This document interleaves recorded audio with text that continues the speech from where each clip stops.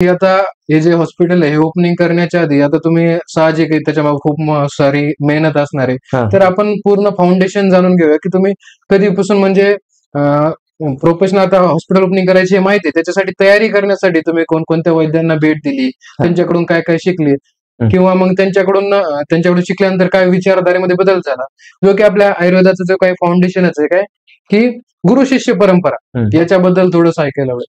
अच्छा, आता कॉलेजमध्ये असताना आता तिथून तर आपल्याला जाता येत नाही, कारण रेग्युलर लेक्चर वगैरे ह्या गोष्टी कराव्या लागतात. पण कॉलेजला असताना मी समजा जेव्हा आयुर्वेदात मध्ये पडलो, तर असं कॉलेजच्या व्यतिरिक्त कुठेतरी शिकायला मिळेल का, तर मग आमचे जे लेक्चर घ्यायचे योगेश भैया, तिथून मला कळालं देशमुख सर हे सॅटर्डे संडे म्हणजे second Saturday Sunday, fourth Saturday Sunday हे नांदेड व्हिजिटला येतात. त्यांचं मुख्य क्लिनिक हे पुण्याला चिंचवडमध्ये. तर खूप मोठे वैद्य प्रॅक्टिशनर आहे, सर्वांचे परिचित आहे. ऑलरेडी सरांचं नेटवर्क हे ऑल ओव्हर वर्ल्ड झालं, इंडियाने आउट ऑफ इंडिया पण सरांनी खूप सारे सेमिनार दिले. तर अशी क्रेज होती सरांकडे बघावं. विशेष ऐकलेलं असं होतं की सरांच्या ओपीडी मध्ये मिनिमम 250 ते 300 त्यावेळेस यायचे. आता तर 450 अशी ओपीडी असते सरांची वन डे, आणि ती महाराष्ट्रात मला वाटतं सरांचे जर सोडलं तर कोणाचीच नाही. म्हणजे सर एवढं कमी वेळेमध्ये पेशंटला रिझल्ट पण आणि सगळ्या गोष्टी मेंटेन करणं, मग ती क्रेज होती आयुर्वेदामध्ये. आणि 400 ची ओपीडी आणि वन डे, मग ते आम्ही तिथे जाऊन बघितले प्रत्यक्षात. तर जेव्हा बघितलं ना तेव्हा यार म्हणलं एकदम मस्त आहे. मग तिथे आम्ही सॅटर्डे संडे आणि fourth Saturday, second Saturday Sunday हे आम्ही करायचो. मग त्या व्यतिरिक्त रात्री सर आम्हाला भरपूर सारं असं मोटिवेशनल लेक्चर द्यायचे, किंवा मग कसं करायला पाहिजे, मी कसं करायचो. सर विशेष म्हणजे सर आमच्याच कॉलेजचे युजी होतं सरांचं. म्हणजे सरचं युजी असल्यामुळे सरांचं ते आत्मीयता होती कॉलेजच्या बाबतीत. म्हणजे सरांचे सगळे टीचर्स माहिती होते. सर आम्हाला विचारायचे ते खान सरचं कसं आहे, किंवा मग कुलकर्णी सर कसं, मग डीन सर कसं. तो आपलं कॉलेज खूप चांगलं आहे बरं, बाकी मुलं खूप परेशान असतात, पेशंट खूप असतात, असं आहे तसं आहे, तुम्ही चांगलं करा. मी पण खूप मन लावून केलं होतं, म्हणून आता असं तसं त्यांच्याकडून खूप साऱ्या माहिती मिळायची. त्याबरोबर म्हणजे बाकी विद्यार्थी कसं करायचे की फक्त ओपीडी टायमिंगला थांबायचे, आम्ही रात्री पेशंट संपल्यावर पण सरांसोबत थांबायचो. मग एखाद्या सरांना एकदम व्हीआयपी पेशंटचा कॉल यायचा होम व्हिजिटचा, तर सरांसोबत गेल्याच नंतर एक वेगळी माहिती मिळायची. म्हणजे आपण म्हणतो ना गुरु शिष्य परंपरा फक्त जस्ट पेशंट पुरतीच मर्यादित नाही पाहिजे, म्हणजे असं नेटवर्क फॅमिली सारखं. म्हणजे सर आम्हाला एकदम वेगळ्या पण गोष्टी काही सांगायच्या, मुलांना फक्त एवढंच नका करू, फक्त पेशंट प्रॅक्टिस. त्या व्यतिरिक्त पण ऍक्टिव्हिटी करा, औषधी बनवा. तिथे सरांचे तिथे शतावरी कल्प किंवा कुंकुमादी ऑइल किंवा भरपूर सरांचे पण सर औषधी क्लिनिक साठी बनवायचे. तर हे करा ते करा, तिथे औषधी कशा पॅकिंग कशा द्यायच्या पेशंटला, पेशंट सोबत कसं बोलायचं, अशा गोष्टी मिळायला लागल्या तिथून सरांकडून. संहिता वाचन वगैरे सर आताही घेतात, तेव्हाही घ्यायचे. लेक्चर्स घ्यायचे व्हिजिटला आले की संध्याकाळच्या टाइमला. असं राहायचं, म्हणजे स्टिम्युलेशन मिळायचं. आणि विशेष म्हणजे सरांची एक खासियत अशी होती की विशेषतः म्हणता येईल आपल्याला सगळ्या वैद्यांपेक्षा सर म्हणजे सर ऑफलाईन पेशंट पण तेवढेच बघतात. त्या व्यतिरिक्त सरांचं ऑनलाईन जे नेटवर्क आहे सर कुठल्याही व्यक्तीला देत नाही, हे स्वतः करतात. मग तिथून असं वाटलं, मग आमचं जे सोशली मार्केटिंग आहे ना, तिथून सरांकडून थोडीशी आयडिया मिळाली की आपणही थोडस सोशली टाकलं पाहिजे, आपलं पेज पाहिजे, आपण आयुर्वेदाच्या ज्या काही चांगल्या गोष्टी त्या आपण टाकत चालू. कारण सरांचं तिथून ग्रोथ होते, सर स्प्रेडअप खूप झाले. असं ते चंद्रकुमार सरांकडे रेग्युलर सुरू केलं. आणि दुसरंच म्हणजे हे सेकंड इयर पासून जायचो आम्ही एक्झाम झाल्यावर. सेकंड, थर्ड, फोर्थ आणि फायनल इंटर्नशिप पर्यंत मी रेग्युलर केलं सर, म्हणजे देशमुख सरांचं. आणि सर कसं आता 4च दिवस यायचे महिन्यातून, मग इतर वेळेमध्ये काय करायचं, तर तिथे सरांचेच गुरु जे की सर कॉलेजला असताना सर पण जायचे, तर ते अविनाश अमृतवाड सर. तर सगळ्यांचेच परिचित आहे. सरांचा जमदग्नी सरांचे सर स्टुडंट आहे. सरांचा एकदम अभ्यास आहे. सर पण रात्री एक अर्धा पाऊण तासाचं एक संहिताचं लेक्चर घ्यायचे. एकदम हाय लेवलचं होतं. पहिली 1 महिना तर काय म्हणजे आमच्या लक्षातच येत नव्हतं, एवढं सरांची हाय लँग्वेज होती. सर म्हणजे व्यानवायू म्हणजे खाल्लेलं की आपण किंवा म्हणजे एकदम ते सिस्टम म्हणजे म्हणजे ते लिंक म्हणजे स्रोतस असेल, स्थान, अवस्था, दोष किंवा प्रकृती, ह्या असे एकदम सरांचे एकदम म्हणजे काय हायर लेवलचे ते संस्कृत वर्ड. मग थोडस असं वाटलं इथे काहीतरी मिळणार आपल्याला. ऑलरेडी पीजी स्टुडंट जायचे फक्त, आमच्यापासून मग युजी स्टुडंट पण सुरुवात झाली तिथे जाण्यामध्ये. आणि सरांचं तिथे पण मग 1-2 तास असं 3 तासाचा वेळ भेटायचो. आणि घरून मग त्यावेळेस मी रात्री थोडस ॲलोपॅथीचा जॉब वगैरे पण करायचो. ते एक म्हणजे एक आवड म्हणून किंवा पेडियाट्रिक्सला करायचो. माझे भाऊजी पण MBBS असल्यामुळे असं होतं की भाऊ BMS, भाऊजी MBBS. भाऊजी चांगला वेल सेट NICU, PICU असं हॉस्पिटल होतं. असं वाटलं चला फायनल इयर झालं की तिथे जॉईन होतो. पण हळूहळू कळायला लागले की नाही, आयुर्वेदच बेस्ट आहे. मग मी ते हळूहळू जॉब पण कमी केला. या अगोदर समजा हॉस्पिटल टाकण्याच्या अगोदर म्हणजे मी हे तर झालं देशमुख सर, अमृतवाड सर, त्याचा पुढचा जो पार्ट होता म्हणजे वेगवेगळ्या डॉक्टरांकडे, तर ते पण आपण समजा मी इंटर्नशिपला असताना रामदास आवाड सरांकडे गेलो होतो आणि त्यानंतर पण जोशी सर असेल त्यांच्याकडे पण पंचकर्माचं शिकण्यासाठी, आणि बाकी मागच्या 6 महिन्यापूर्वी मी गुजरातला गेलो होतो. तिथे पंचवैद्यमन्या सर म्हणून त्यांचं खूप मस्त वर्क होतं. ते खूप दिवसाची इच्छा होती आणि आमचं जसं फील्ड आहे तर त्याला ते रिलेटेड असल्यामुळे मला तिथे कंपल्सरी म्हणजे जायचं इच्छा होती आणि मी गेलो पण. फरक काय वाटला तुम्हाला इकडे आणि तिकडे? इथे आणि तिथला एक फरक आहे की आपला मराठवाडा भाग, तसं तर पूर्ण महाराष्ट्रात पकडू आता आपण, डिफरन्स असा होता की तिथे जे काही पूजा वगैरे होती ती डेली व्हायची, सकाळ संध्याकाळ सर, म्हणजे ते पण एक 20 मिनिटं 25 मिनिटं धन्वंतरीची पूजा वगैरे, जे की आपल्याकडे नसते ती मोस्टली, म्हणजे नाहीच आहे. आणि मंथ एंडिंगला सर जवळपास 3 घंट्याचा जो यज्ञ होता तो मोठा धन्वंतरी यज्ञ, तो पण सर एक करायचे. अश्विनी कुमारचा जो काही यज्ञ आहे सरांचं खूप मस्त. आणि त्या व्यतिरिक्त सर सकाळी 5:30ला उठून काही पेशंट करायचे कम्प्लीट. सरकडे 5:30लाच पेशंट येतात आणि 5:30 ते रात्री 10 पर्यंत सरांची OPD असते. तर 5:30च्या नंतर 7च्या आसपास सर यज्ञ झालं की सरांचं एक 50 किलोमीटर आसपास सरांकडे असे 2 गाड्या आहे आणि 4-5 व्यक्ती ते दररोज औषधी कलेक्शन करतात. म्हणजे आपल्याकडे काय प्रकार आहे, फक्त सिलेबसचं शिकवायचं, पंचकर्म शिकवायचं, समजा गुरु शिष्य परंपरात मोस्टली. इकडे सरांचं वेगळं असं होतं की ड्रग कलेक्शन, फक्त असं नाही की महिन्याला, दररोज 2-3 तास ड्रग कलेक्शन साठी जायचे. मग स्टुडंटला ऍक्च्युअल मध्ये काय असते, म्हणजे कोणती वनस्पती कशी ओळखायची, म्हणजे निर्गुंडी कशी असते, आडुळसा कसा असतो, अश्वगंधा कशी असते, सफेद मुसळी कशी असते, दशमूळ काय असतात, हे तिथे गेल्यावर अजून कळालं. म्हणजे आपण तर आम्हाला ते आयडेंटिफाय तर होत होतं, पण ते नॅचरल सोर्सेस तिथं मिळालेलं एक म्हणजे की नॅचरली ज्या वनस्पती अवेलेबल असतात तर त्या कशा कलेक्ट करायच्या आणि कशा साठवून त्याच्या वनस्पती, म्हणजे सरांचं असं आहे की हॉस्पिटलला मोस्टली सर हे जे कलेक्ट करतात का त्याचीच औषधी बनवतात, म्हणजे खर्चच नाही ना. म्हणजे ऍक्च्युअल मध्ये आपण प्रत्येक गोष्टी विकत घ्यायचं म्हणल्यावर मार्जिन कमी राहते. आमचं आहे. मग तिथे मला ते एक सगळ्यात पॉझिटिव्ह पॉईंट असा मिळाला दमनिया सरांकडे की औषधी कलेक्शन जर आपण असंच सरांसारखं आपल्या आजूबाजूच्या 50-60 किलोमीटरवरून केलं तर आपल्याला किती बेनिफिट होईल. मग त्या अनुषंगाने आम्ही भृंगराज कलेक्शन पण खूप सारं केलं. त्याच टाईपचं आम्ही कंटकारी असेल, गोक्षूर असेल, बृहती असेल, अतिबल्ला असेल, अशा खूप साऱ्या, गुळवेल असेल, बेहडा असेल, आपला अजून बघा बला असेल, दुसरं वनस्पती आम्ही एक मागे लिंबोळी निंबाचं जास्त ते पण कलेक्ट केलं. आणि आता तर असं झालेलं आहे मागच्या 2 वर्षापासून कलेक्शनची प्रोसिजर चालू आहे. आता आम्हाला शेतकरी स्वतःहून आणून देतात, हे तुमच्या कामाचे औषधी आहेत तर त्याचं काही बनवत असेल तर बनवा.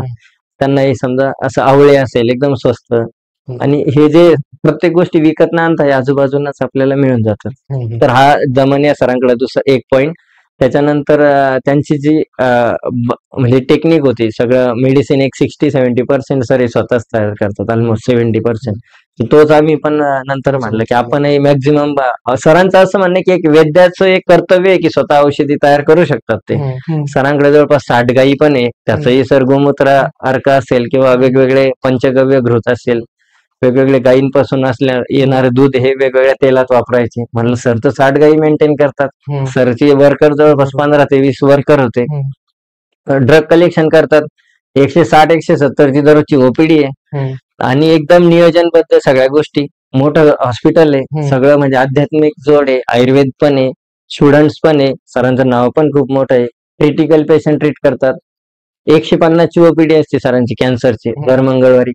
म्हणजे सर फक्त मंगळवारी कॅन्सरचे पेशंट येणार. 150 पेशंट. आयुर्वेदात हे पॉसिबलच नाही की फक्त तुम्ही जर म्हणला की बाबा फक्त कॅन्सरचे या किंवा इन्फर्टिलिटीचे 100च पेशंट असं. म्हणजे सरांची खासियत होती की कॅन्सरचे सरकळ मंगळवारी 150 पेशंट येणार म्हणजे येणार. म्हणलं नाव पण आहे, सगळ्या गोष्टी रिझल्ट आहे, कारण 150 नसते चाले मग रिझल्ट नसता तर ह्या ज्या गोष्टी ना तिथे म्हणजे एकदम परफेक्ट स्टिम्युलेशन मिळालं आणि तेच आपण इकडं थोडं थोडं सरांचं आता मार्गदर्शनाखाली हे करतोय. सर म्हणतात अच्छा है, गाय भी संभालना है, द्रव्य कलेक्शन भी करो, प्रोडक्शन भी करो, क्लिनिक भी संभालो, सब कुछ हो सकता है, ऐसा कुछ नहीं की पॉसिबल नाही, सब आपण कर सकते ऐसा. म्हणजे त्यावेळेस सर म्हणले की दोघा भावांनी प्रॅक्टिस करायची, दोघांनी प्रोडक्शन करायचं, सगळं मॅनेज करायचं, युनिटी. आणखी तुम्ही खूप जणांकडे प्रॅक्टिसला गेला, वेगवेगळ्या वैद्यांकडे, म्हणजे खूप जण असं करतात की एकच वैद्यांकडे पूर्ण 1 वर्ष 2 वर्ष 3 वर्ष प्रॅक्टिस, परंतु तुम्ही खूप साऱ्या, जसं की देशमुख सरांकडे तुम्ही होता, आव्हाड सरांकडे तुम्ही होता, तर तुम्हाला या सर्वांमध्ये वैशिष्ट्य काय वाटले, वेगळे पण काय वाटलं सर्व वैद्यांमध्ये?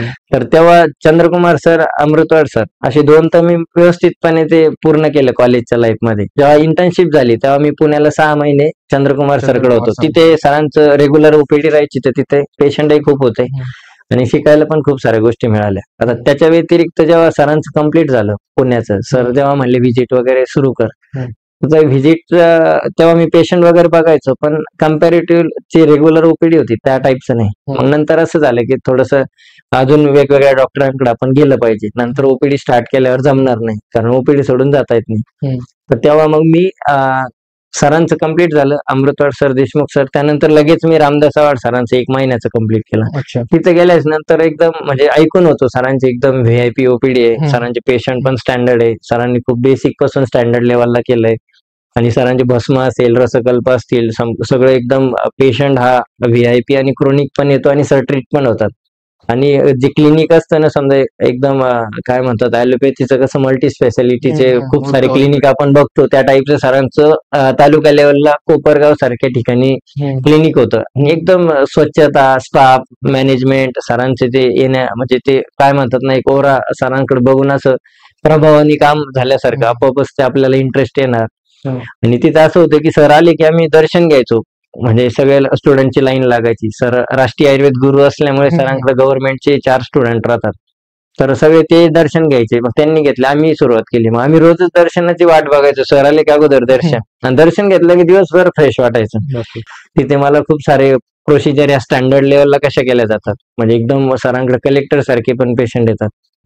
म्हणजे क्लास 1चे जे लोक आहेत ते सरकडे खूप लांबून लांबून, मुंबई, पुणे किंवा आउट ऑफ स्टेट किंवा आउट ऑफ कंट्रीचे पण खूप सारे लोक येतात सरकडे.